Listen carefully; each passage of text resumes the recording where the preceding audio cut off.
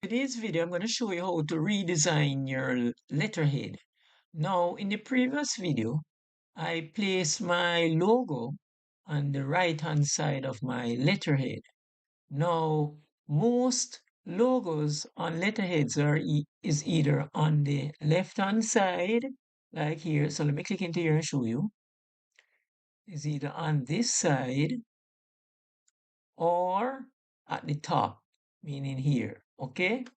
So I'm gonna click undo. I'm gonna put it back there.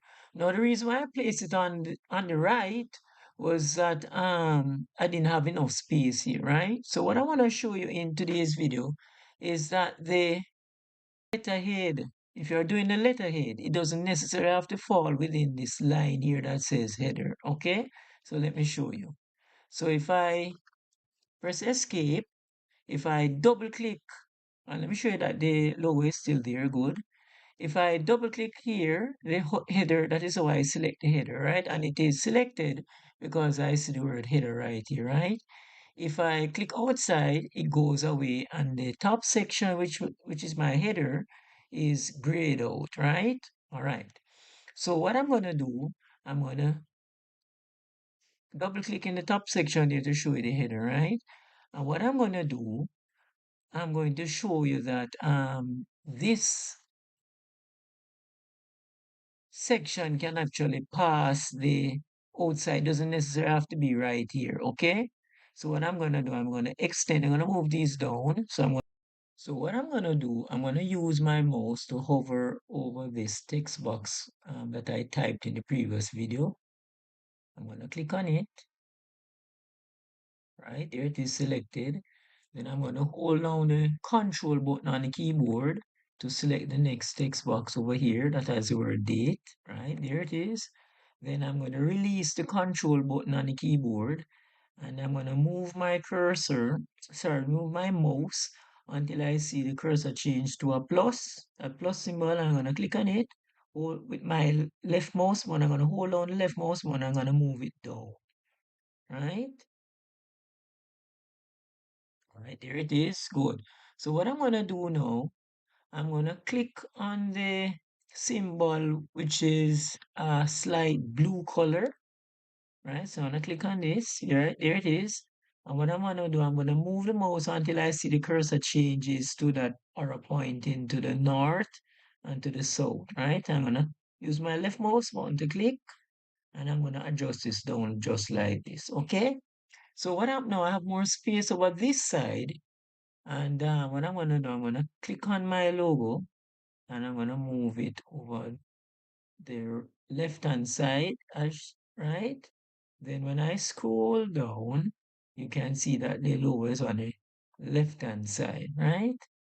So this is how you would adjust your or redesign your letterhead so that the logo is on the left, and on most letterheads, the logo, as I said, is either on the left hand side or at the top there, okay? So I'll put it back right here. I'm going to close the header and footer by pressing this red X. And when I scroll down now, I can see that the logo is on the left-hand side of the letterhead.